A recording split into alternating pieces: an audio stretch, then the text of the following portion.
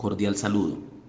La actividad 2, principales estructuras del sistema nervioso periférico, ha sido desarrollada por los estudiantes Mónica Bonilla Escobar y quien les habla, Norberto Piedrahita Arango, para el curso de Anatomía y Fisiología del Sistema Nervioso, dirigido por el tutor Nicolás Guevara para el Programa Académico de Especialización en Neuropsicología de la Educación.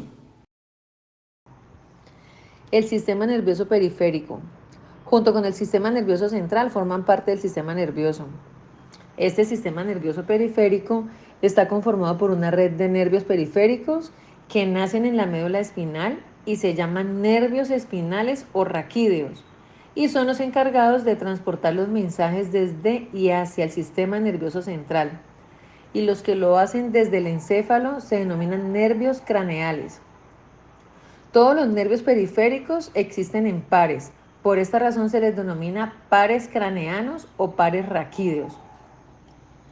El sistema nervioso periférico, a través de los nervios, conduce toda la información recibida del exterior hacia el sistema nervioso central, cuyo destino final son los hemisferios cerebrales, desde donde se emite una orden de interpretación de la realidad, ejecutando la respuesta adecuada. Este sistema nervioso periférico se subdivide en sistema nervioso somático y en sistema nervioso autónomo.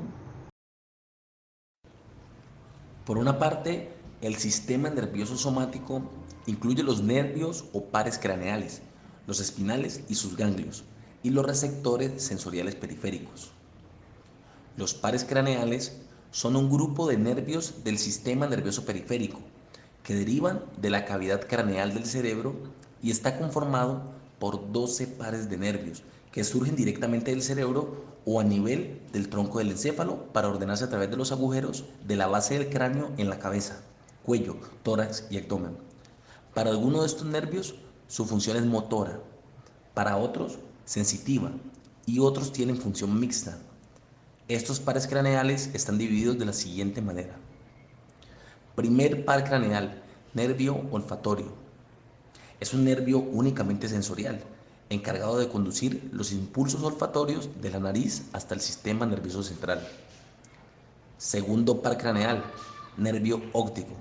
Es un nervio sensorial, encargado de mandar la información visual desde la retina hasta el cerebro. Tercer par craneal, nervio oculomotor. Su función es motora y parasimpática, convirtiéndose en uno de los nervios que controla el movimiento ocular y es el responsable del tamaño de la pupila. Cuarto par craneal, nervio troclear. También recibe el nombre de nervio patético, cuya función es motora, controla el movimiento del ojo hacia la nariz. Quinto par craneal, nervio trigémino. Es un nervio mixto que comprende una parte sensitiva y otra motora. Su principal función es la de masticar y al inervar a los músculos principales de la apertura y el cierre de la boca, el habla y en cierto modo la respiración. También entra en relación con este nervio. Sexto par craneal, también llamado nervio motor ocular externo. Este nervio es únicamente motor y su función es rotar los ojos hacia la parte lateral de la cabeza, es decir, hacia los lados de la sien. Séptimo par craneal o nervio facial. Este nervio tiene una función mixta, contiene fibras sensitivas y motoras. Controla los músculos de la expresión facial, permitiendo tanto como reír o fruncir el ceño. Octavo par craneal o nervio auditivo. También es llamado nervio vestibulococlear o nervio estatoacústico. Comprende el nervio coclear, que es el encargado de llevar los impulsos del sonido, y el nervio vestibular es el responsable del equilibrio. Noveno par craneal, también llamado nervio glosofaríngeo. Es un nervio mixto que emerge del bulbo raquídeo hasta las zonas de la faringe, lengua, paladar y tímpano. Décimo par craneal o nervio vago. Este es el nervio más largo y complejo de los pares craneales. Su principal función es inervar los órganos del tórax y del abdomen, y en menor proporción también inerva la cabeza y el cuello, y se encarga de disminuir la frecuencia cardíaca regular la respiración y la actividad de los órganos del sistema digestivo.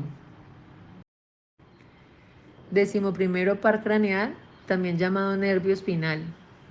Es un nervio motor cuya función principal es permitir la fonación y los movimientos de la cabeza y los hombros. Tiene 3 ramas en su recorrido que inervan a los músculos de la laringe, faringe, paladar blando, el trapecio y el esternocleidomastoideo. 12º par craneal o nervio hipogloso. La función principal de este nervio es coordinar los movimientos de la lengua. Los pares espinales son las estructuras por medio de las cuales el sistema nervioso central obtiene información sensitiva de la parte externa del cuerpo y es el lugar donde se regula la actividad del tronco y las extremidades. Los pares espinales son unas fibras motoras, sensitivas y autónomas, conformados por 31 pares de nervios que emergen de manera irregular de la médula espinal para salir del conducto vertebral, organizados de la siguiente manera: 8 pares cervicales, 12 pares torácicos, 5 lumbares, 5 sacros y un par cocigeo. Estos nervios recogen toda la información o sensaciones percibidas por el cuerpo y las envían al encéfalo. A esto se le conoce como función aferente. Y ya una vez estando estas señales creadas en el cerebro, se transmiten al cuello, tronco y las 4 extremidades, tarea conocida como función eferente. Se debe tener en cuenta que estos nervios espinales cervicales no siguen un mismo orden como el mencionado anteriormente. Hay unos que emergen por encima de la vértebra a la que corresponden, como el caso de los nervios espinales C1 y C7. Pero hay un 8º par de nervios cervicales que salen por debajo de la misma vértebra, C7. Por esta razón, en este caso, para solo 7 vértebras cervicales, hay un total de 8 pares de nervios espinales. A diferencia del resto de la columna vertebral, el sacro tiene vértebras fusionadas, conocido como el coxis o hueso de la cola. Los ganglios espinales, o también conocidos como ganglios nerviosos, son aquellas agrupaciones de los cuerpos de las neuronas que se encuentran localizadas fuera del sistema nervioso central. Pertenecen de igual manera al sistema nervioso periférico y su función es ayudar a conectar el sistema nervioso central con el sistema nervioso periférico. Los ganglios nerviosos reciben información de los receptores sensoriales y la envían al sistema nervioso central para su procesamiento y de esta manera poder brindar una respuesta adecuada. Dependiendo del tipo de ganglio, se puede pensar en ellos como estaciones de relevo entre neuronas. Los ganglios nerviosos tienen un papel importante en la regulación del sistema nervioso autónomo que controla funciones corporales involuntarias como el ritmo cardíaco, la digestión, la respiración, etc. De igual manera, pueden realizar cierto procesamiento de la información sensorial de forma independiente del sistema nervioso central, permitiendo una respuesta rápida a estímulos importantes. Su función es transmitir la información captando las señales sensoriales que se derivan de las extremidades hacia las partes del cerebro que posteriormente emitirán la respuesta motora. Esta información ingresa al ganglio, transmite el impulso a la neurona cuyo soma está en el ganglio y luego sale de él. Ahora vamos a hablar de los ganglios espinales y la transmisión del dolor. La sensación de dolor aparece cuando se activan unas fibras nerviosas específicas llamadas A delta y C. Esta activación ocurre por un mal funcionamiento de la musculatura y otras partes blandas, que es lo que normalmente ocurre en los síndromes inespecíficos. O también se puede dar por diversas alteraciones estructurales que han demostrado ser una posible causa de dolor en algunos casos. Al ser estimuladas, esas fibras nerviosas activan unas células nerviosas de la médula espinal que transmiten el dolor hacia el cerebro. Las fibras nerviosas A delta y C, o sensibles a la capsaicina, son finas y muy numerosas y nacen de los ganglios espinales, donde está su cuerpo celular bifurcándose en 2 extremidades. Cuando estas fibras nerviosas son activadas, liberan unas sustancias llamadas neurotransmisores o neuromoduladores, que desencadenan la inflamación de los tejidos inervados. Esa inflamación desencadenada por la liberación de sustancias contenidas en los nervios, en vez de por sustancias liberadas por células de la sangre o los tejidos, como clásicamente se entendía lo que era la inflamación, es llamada inflamación neurógena.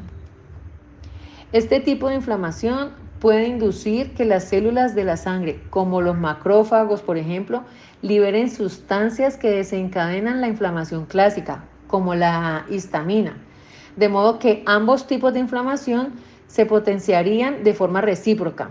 Y de hecho, la liberación de los mediadores químicos de la inflamación también podría incrementar o desencadenar directamente el dolor.